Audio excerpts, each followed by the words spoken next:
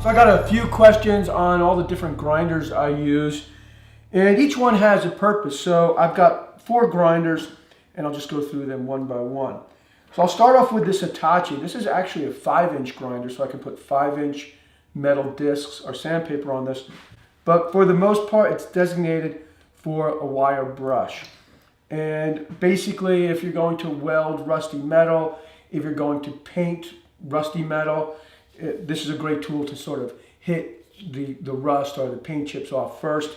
And it's just convenient to always have it set up with the wire brush. The next grinder I've got is, actually I've got 2 of the same grinders. These are 2 small Makita 4-inch grinders. And this one, I always keep a grinding wheel on it. And for this, I could use it for sharpening lawnmower blades like I did in the last video. You can use it for cutting a bolt if you want to. You can use it for grinding welds. A lot of different uses. You can also replace the grinding wheel with a cutting wheel. I don't know if you ever watched any of the old Orange County Chopper show. They would always cut everything with a grinding wheel on or a cutting wheel on a grinder. And so that works great. This is probably the grinder or the setup on a grinder that I use the most in the wood shop here. I've got 36-inch paper on this grinder, and this is great for shaping, power shaping. It just takes off a lot of material. I'll start with 36, then maybe go to 50, then 80, and then maybe switch over to a palm sander. But you can really remove a lot of material with this.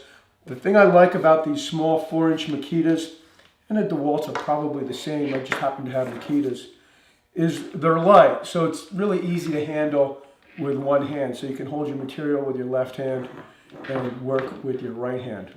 Now this grinder is a variable speed. To be honest with you, I'm not sure if this is designated as a buffer. That's what I bought it for. But I don't know why you couldn't use it as a grinder. I think this might be just for buffing. I'm not 100% sure. But anyway, I always use this for buffing. And so I make a series of paintings that are painted on plexiglass, and then I etch the plexiglass, lacquer the plexiglass, and then I buff the plexiglass with like a turtle wax with a little bit of pumice in it. And so I always have this grinder set up the exact same way. I don't use this for, or at least I haven't yet used this for polishing furniture or tops or anything like that. This is solely designated for the certain type of artwork that I make. I guess that's it.